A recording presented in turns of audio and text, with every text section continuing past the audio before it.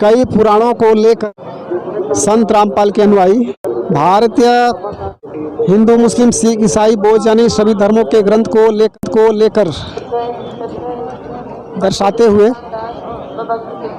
Sir जी हमें देखने को मिल रहा है बहुत सारे ग्रंथ को लेकर एक 100 पीस की तरह यहाँ लगाए हैं। सर जो इतने सारे ग्रंथ को यहाँ दुकान की तरह लगाए हैं किस मकसद से?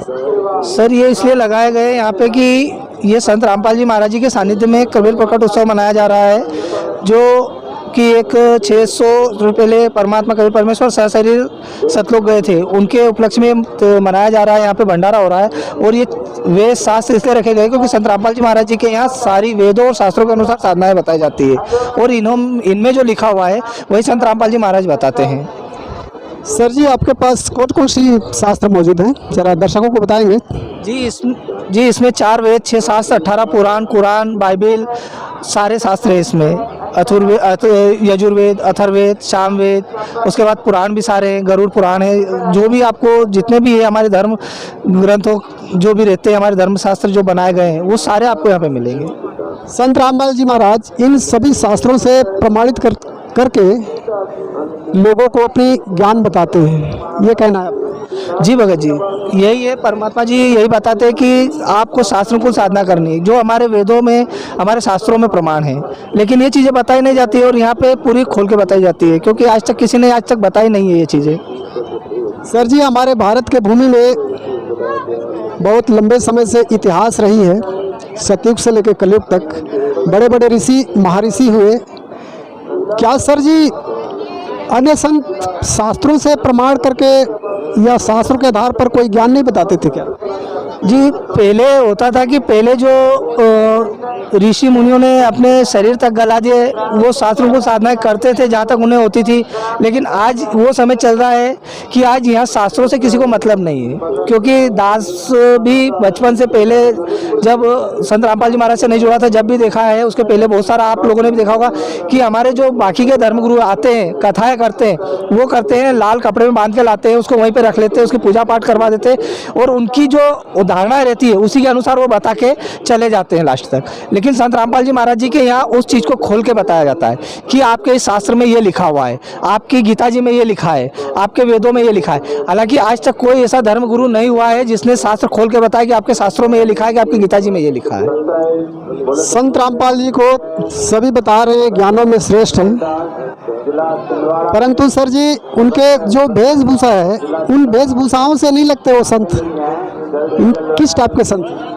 देखो परमात्मा जी ने वैसे भी और हम भी जानते हैं कि आज एक जो कपड़ों का जो रह गया है वो ऐसा रह गया है कि कपड़े तो कोई भी पहन सकता है और कपड़े से पहचान नहीं होती, संत की पहचान होती है ज्ञान से। और संत रामपाल जी महाराज जी का जो ज्ञान है वो शास्त्रों के अनुसार है। बाकी आप कहीं भी चले जाओ, कपड़ा तो कोई भी पहन ले, कपड़ा रहता है तन ढकने के लिए, बाकी चीज़ें तो आप खुद भी जानते हो कि आज कोई भी भगवा कपड़ा पहन लेता है, कोई दारू पी रहा है, बीड़ी पी रहा है, कहीं मांस खा रहा है, भीख मांग रहा है, तो ये तो उस कपड़े की भी अवहेलना होती है। आपका कहने का मतलब है संतों की पहचान ज्ञान से होनी चाहिए, उनके मतों से होनी चाहिए। काला पीला या दाढ़ी मूछ कंठी माला और नाना प्रकार की वेशभूषाएं टीका उससे कोई ताल्लुक नहीं है, ये कहना चाहते हैं? जी सर, क्योंकि देखो ज्ञान अगर आपको गीता जी में बताया गया है, गीता जी में खुद बोला गया है कि ये मनुष्य जन्म 84 लाख योनों के बाद एक बार मिलता है और इसके लिए देवता भी तरसते, तो ये काय के लिए? इसीलिए ना, क्योंकि इसी से तो मोक्ष प्राप्त होता है, क्योंकि ये एक आध्यात्मिक ज्ञान है, हर किसी को समझ में भी नहीं आता और जिसको समझ में आता है उसका यही है ना कि जिसका ज्ञान अगर सच्चा होगा तो उसी की पहचान होगी। दाढ़ी मूछ और कंठी माला अगर पहनने से अगर मोक्ष होता है तो हर कोई पहन के फिर सकता है।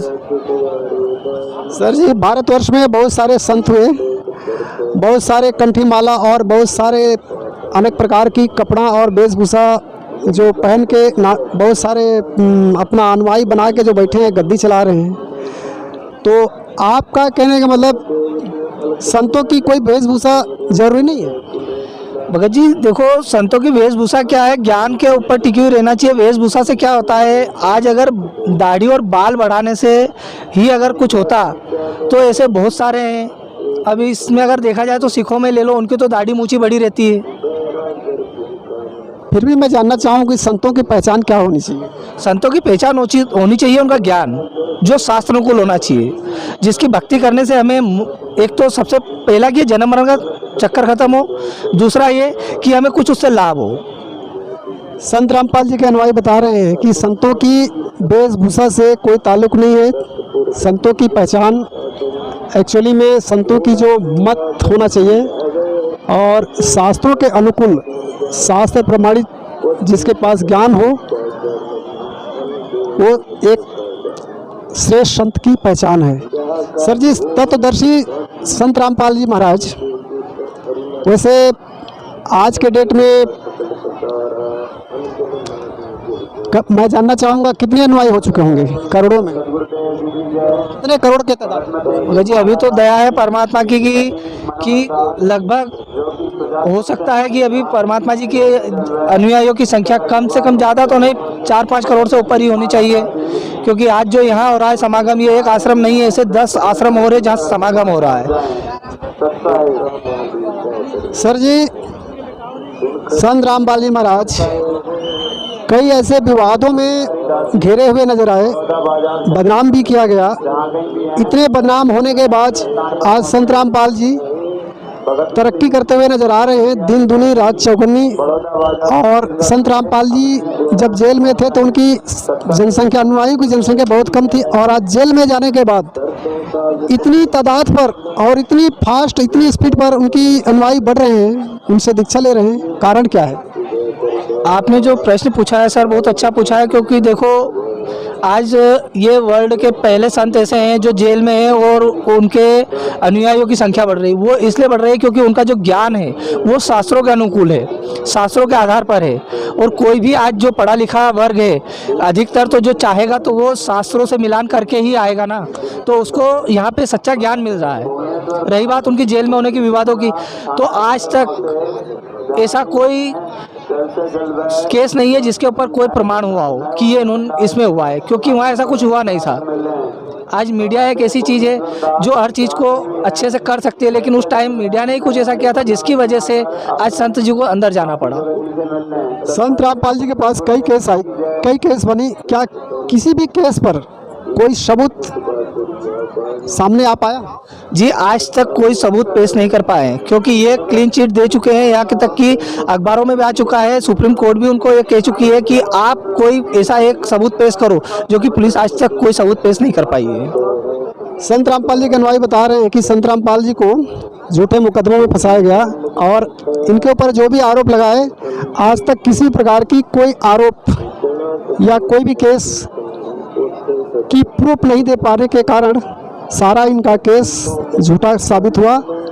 और आप देख सकते हैं संत रामपाल जी के संस्था में इतने अनुयायी जुड़ रहे हैं, और आज के दुनिया में सब एजुकेटेड लोग हैं, और एजुकेटेड यही तो चाहते हैं कि एजुकेटेड लोग, शिक्षित लोग अपनी पढ़े लिखे बलबूते ज्ञान को समझें। क्या कहना चाहिए?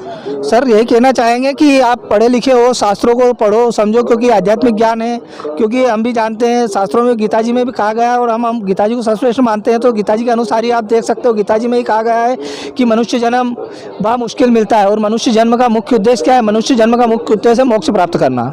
और मोक्ष कैसे मिलेगा? शास्त्रों के अनुसार, शास्त्र विधि के अनुसार मोक्ष मिलेगा। उसके लिए हमें शास्त्र विधि के अनुसार जो ज्ञान बताने वाला तत्वदर्शी संत की आवश्यकता है, और वो है अभी संत रामपाल जी महाराज वर्तमान में।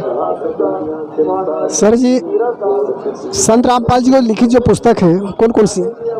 जी संत रामपाल जी महाराज जी के द्वारा लिखी गई पुस्तकें ज्ञान गंगा, गीता तेरा ज्ञान अमृत, जीने की राह, ऐसी बहुत सारी अन्य पुस्तकें जो लिखी गई हैं, जो शास्त्रों से ही मिलाकर लिखी गई हैं।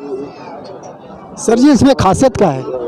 ये खासियत यही है कि जो संत रामपाल जी महाराज ने जो पुस्तकें लिखी है वो शास्त्रों से मिला के लिखी है। जो शास्त्रों में लिखा हुआ है वो अलग अलग शास्त्रों में अलग अलग चीज़ें लिखी है, तो उन सारों का निचोड़ उन्होंने उन पुस्तक में निकाल दिया है। क्योंकि वो इतने तो आदमी पढ़ने का टाइम नहीं रहेगा, तो उन्होंने सारा एक पुस्तक में लिख दिया कि किसी को शंका भी होता है तो उसमें लिखा हुआ है वो अपने वेद शास्त्र में मिला सकता है। उसकी एक खासियत। सर जी, संत रामपाल जी का उद्देश्य क्या है? उनका मुख्य उद्देश्य है देश से भ्रष्टाचार हटाना, दहेज मुक्त शादियाँ करवाना, और रिश्वतखोरी हटाना, भ्रष्टाचारी मिटाना, ये सारी चीज़ें उनका मुख्य उद्देश्य यही है, और सद्भक्ति देके मोक्ष प्राप्त करवाना।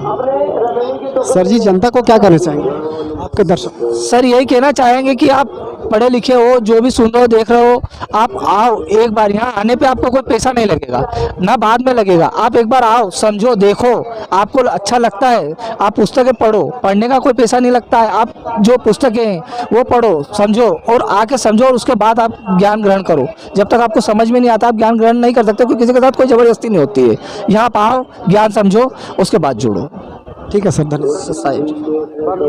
अब आपको बता दें कि इस पुस्तक के खिलाफ मध्य प्रदेश, पंजाब तथा महाराष्ट्र आदि राज्यों में कई मुकदमे भी दर्ज हुए हैं, जिसमें माननीय कोर्ट द्वारा इस पुस्तक को क्लीन चिट प्राप्त हुई है तथा कहा गया है कि इस पुस्तक में लिखा ज्ञान 100% प्रमाणित ज्ञान है। पवित्र ज्ञान गंगा पुस्तक को संत रामपाल जी महाराज जी के कर कमलों द्वारा लिखा गया है और इस पुस्तक में पवित्र चारों वेद, पवित्र श्रीमद् भगवत गीता, पवित्र 18 पुराण, पवित्र कुरान शरीफ, पवित्र बाइबल तथा पवित्र गुरु ग्रंथ साहिब आदि सदग्रंथों का सार छिपा है। और इस अनमोल पुस्तक में प्रमाण के लिए सभी सदग्रंथों की फोटोकॉपियां भी डाली गई है और साथ ही प्रकाशक का नाम, अध्याय, श्लोक नंबर और पेज नंबर भी लिखे गए हैं। यदि किसी को कोई भी शंका हो तो वे अपने घर पर रखे सदग्रंथों